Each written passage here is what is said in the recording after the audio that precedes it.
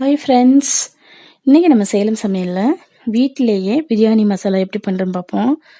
அதுக்கு முன்னாடி இன்னும் நம்ம சேனல் நீங்கள் சப்ஸ்கிரைப் பண்ணலன்னா சப்ஸ்கிரைப் பட்டன் அழுத்திட்டு பக்கத்தில் இருக்க பெல் பட்டன் அழுத்திடுங்க. நம்மளோட அப்டேட்ஸ் உடனே வரும். முதல்ல 1/4 கப் தனியா, 1 ஸ்பூன் மிளகு, பட்டை ஒரு 7-8 பட்டை எடுத்து வச்சுக்கோங்க. அப்புறம் ஜீரகம் ஒரு ஸ்பூன், ஏலக்காய் 7-8 ஏலக்காய், சோம்பு 2 டீஸ்பூன், அப்புறம் ரோஜா இதழ் அது 1 ஸ்பூன், அப்புறம் பிரியாணி இலை ஒரு 5-6, அப்புறம் காஞ்ச மிளகாய் ஒரு 7-8 காஞ்ச மிளகாய், அப்புறம் மராட்டி மொக்குன்னு சொல்லுவாங்க அது ஒரு 4, அப்புறம் இது பட்டை துருவல்னு சொல்லுவாங்க அது ஒரு 1/2 டீஸ்பூன், அப்புறம் ஸ்டார் லீஃப் ஒரு 5. இப்போ தனியாவை நம்ம ஒரு பேன் நல்லா காய வச்சுட்டு இது எல்லாமே ட்ரை ரோஸ்ட் பண்ணணும். தனியா அப்புறம் பிரியாணி இலை அதையும் போட்டு நம்ம ரோஸ்ட் பண்ணலாம். இப்போ எதெல்லாம் நான் ஒன்றா போட்டு ரோஸ்ட் பண்ணேன்னு பார்த்துக்கோங்க. அந்த மாதிரி தான் பண்ணணும்.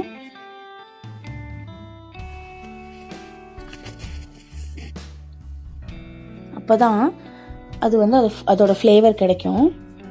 இந்த மாதிரி மிக்சியில் போட்டு வச்சுக்கோங்க. அதுக்கப்புறமா நம்ம பட்டை, அப்புறம் காஞ்ச மிளகாய், அப்புறம் ஸ்டார் லீஃப்,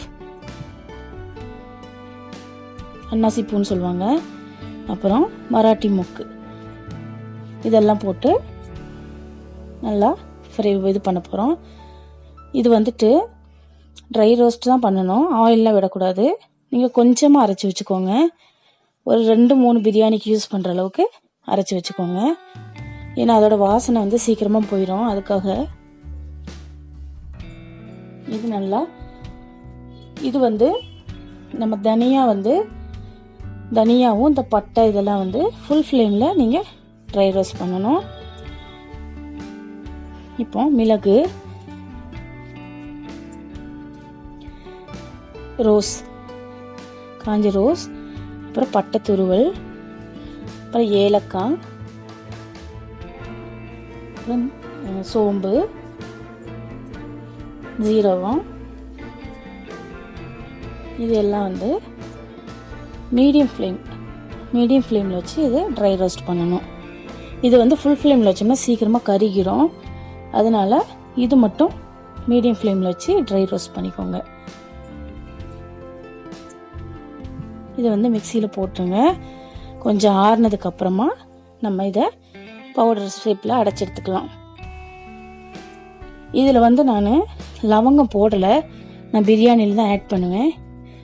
உங்களுக்கு தேவைன்னா நீங்கள் ஒரு 5-6 லவங்கம் போட்டுக்கலாம். இப்போ பாருங்கள், நம்மளோட பிரியாணி மசாலா இந்த மாதிரி இருக்கணும். கையிலேருந்து எடுத்து போடும்போது திரியாக விழணும். அந்த மாதிரி அரைச்சி வச்சுக்கோங்க. இப்போது நம்மளோட பிரியாணி மசாலா வீட்டிலேயே சுவையாக ரெடி ஆயிடுச்சு. நீ கடையிலேயே வாங்க தேவையில்லை.